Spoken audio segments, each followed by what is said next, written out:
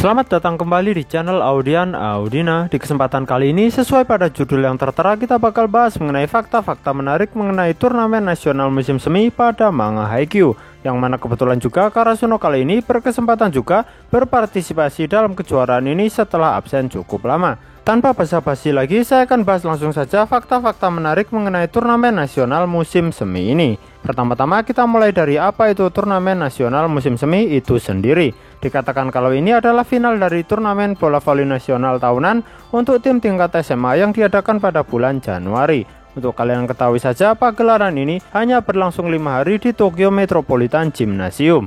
Bisa bayangin nggak kalian? 5 hari aja berlangsungnya kejuaraan ini. Tapi buat bisa nembus sampai tingkat nasional seperti ini, tim seperti Karasuno bahkan sampai harus berdarah-darah dalam berjuang melewati babak kualifikasi tingkat prefektur. Dikatakan juga kalau gelaran turnamen nasional musim semi ini dulunya diadakan di bulan Maret, tapi jadi berubah di bulan Januari karena untuk memberikan kesempatan pada murid kelas 3 yang hendak lulus. Yang mudahnya ini memberikan kesempatan pada mereka untuk tampil terakhir kalinya di kejuaraan tingkat SMA sebelum mereka menjejaki olahraga voli ini secara profesional setelah lulus nanti. Perlu kalian ketahui juga kalau turnamen ini aslinya diadakan di Yoyogi National Gymnasium di Shibuya Ward sebelum pindah ke Tokyo Metropolitan Gymnasium. Di Tokyo Metropolitan Gymnasium ini sendiri mereka memiliki gymnasium utama dan gymnasium yang lebih kecil di sebelahnya untuk pertandingan pada hari pertama. Kalau kalian masih ingat, gymnasium yang kecil itu dipakai bertanding oleh Fukurodani di hari pertama mereka mengikuti kejuaraan ini, di mana saat itu Bokuto begitu kecewa karena harus bermain di arena yang lebih sedikit jumlah penontonnya. Kita lanjutin lagi ya sekarang mengenai babak kualifikasi kejuaraan musim semi ini. Dijelaskan kalau ada 47 prefektur yang bisa memberikan perwakilannya pada kejuaraan ini, tapi ada 4 prefektur yang bisa mengikut sertakan sampai 2 perwakilan, yaitu Tokyo, Kanagawa, Aichi, dan Hokkaido. Jadi bakal bertambah 4 tim lagi dari 47 peserta tadi. Jadi gini total ada 51 tim yang ikut serta. Belum selesai sampai di situ saja, ternyata masih ada tambahan lagi di sini. Prefektur Tokyo masih bisa memasukkan 1 perwakilan lagi. Jadi secara total prefektur Tokyo punya 3 tim yang ikut bertanding.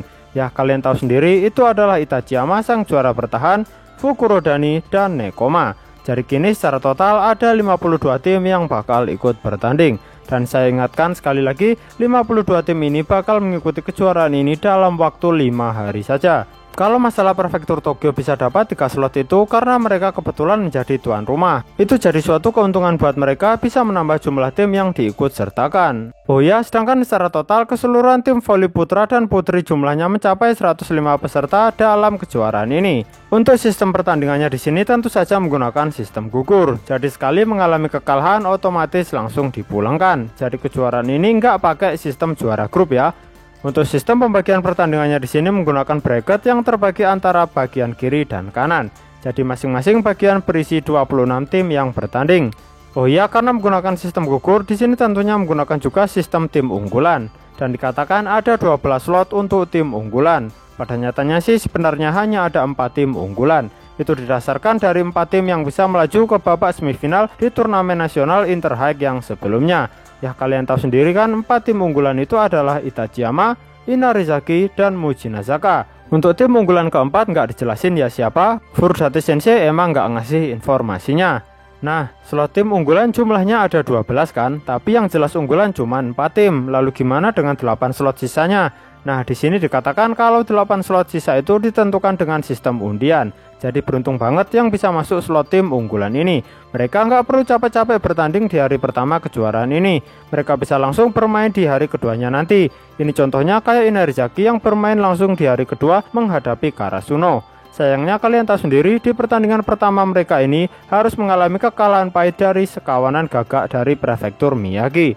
Untuk pembagian slot 4 tim unggulan ini dibagi di tiap ujung pojok dari bracket. Unggulan pertama Itachiyama ditaruh di pojok kiri atas. Untuk unggulan kedua Inarizaki ditaruh di pojok kanan bawah. Lalu unggulan ketiga Mujinazaka ditaruh di pojok kiri bawah. Dan unggulan keempat ditaruh di pojok kanan atas. Dalam 5 hari kejuaraan ini berlangsung ada 6 putaran pertandingan. Putaran pertama, putaran kedua, putaran ketiga, perempat final, semifinal, dan final. Putaran pertama berlangsung di hari pertama, putaran kedua berlangsung di hari kedua, putaran ketiga dan perempat final berlangsung di hari ketiga. Inilah kenapa hari ketiga begitu berat. Bagi tim yang lolos, mereka dalam sehari harus melakukan 2 pertandingan secara langsung untuk menentukan siapa yang bakal lolos ke babak semifinal. Untuk babak semifinal itu sendiri dilangsungkan di hari keempat ya, dan untuk final dilangsungkan di hari kelima. Jadwalnya ini terkesan begitu padat, terutama di hari ketiga. Oh ya, selama turnamen ini dilangsungkan, untuk aturan jumlah setnya di sini itu seperti ini. Semua pertandingan yang berlangsung sebelum semifinal dilangsungkan hanya 3 set. Sedangkan untuk semifinal dan final bakal berlangsung 5 set. Dalam kejuaraan ini juga nggak ada pertandingan penentuan tempat ketiga. Dikatakan kalau penentuan tempat ketiga itu tergantung dari hasil siapa yang menjadi juara satunya. Katakanlah seperti ini, di semifinal sebelumnya Muji Nazaka kalah melawan Itachiyama. Otomatis yang melaju ke final Itachiyama kan.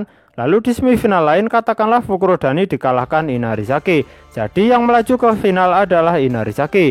Lalu saat final Itachiyama berhasil mengalahkan Inarizaki.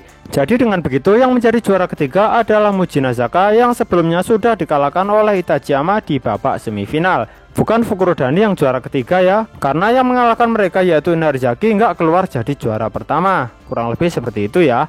Sayangnya pada kejuaraan turnamen nasional musim semi di tahun 2013 ini yang jadi juara bukan dari 4 tim unggulan sama sekali. Itachiyama dikalahkan Inubushi, Inarizaki dikalahin Karasuno, Muji Nazaka dikalahin Fukurodani, dan tim unggulan keempat juga nggak dijelasin siapa itu tadi. Yang jelas mereka juga nggak tembus sampai ke final.